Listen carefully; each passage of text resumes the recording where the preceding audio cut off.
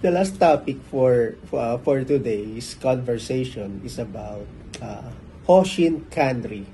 But before that, again, that's easy. Don't worry about that. Imagine this. You are attending a town hall and the CEO is telling the group that for next year, our goal is to double our revenue, double our market share, etc. Nice, nice vision, right?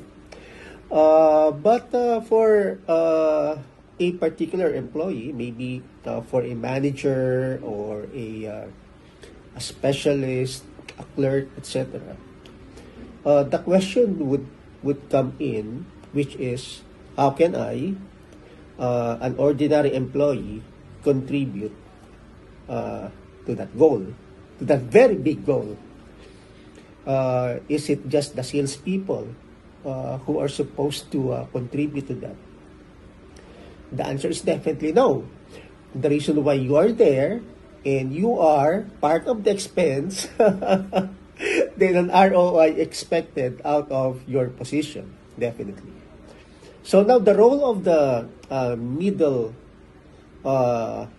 echelon of the leadership chain is to ensure that those big plans are actually subdivided into smaller goals, so that when it reaches you, it will be clearer as to how you will be able to contribute.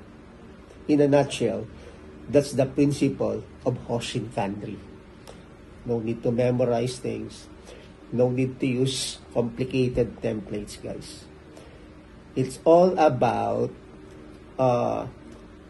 cutting those big goals into smaller goals so that an ordinary employee will be engaged and committed to doing his or her part for that goal to be attained. But of course, in the real world, sometimes, let's say in the middle of the year, it would seem that the goals are unreachable, maybe unrealistic. Then the leaders would have to do some reforecasting, some reformatting of the goals. That's where Agile would come in. But of course, each and every employee should be engaged enough to have that self-regulation. And the only way that will happen is for leaders to be real leaders, influencing them through caring for them and not doing things that are solely for their own benefit. People will be engaged if they have leaders who are caring for them.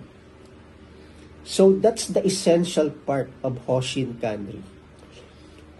Hoshin Kanri is very easy to do. We just tell people what their goals are. We just provide a very good vision, then you're done. It's easier said than done, guys. Implementation is key. And people is the most important resource. As we hear from Simon Sinek, if you don't understand people, you don't understand business. Because it's the people who will do the job for the company. The CEO is nothing without the people. That's why the CEO mindset is simply about caring for the people genuinely. And no amount of highfalutin automation, no amount of business reviews will make your goals come into reality.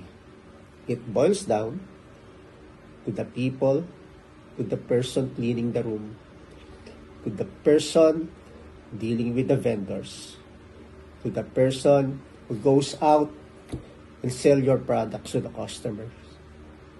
They have to be engaged. And as leaders, it is your job to be able to show them and make them feel that you care for them. Otherwise, forget the vision. That's the reality of business.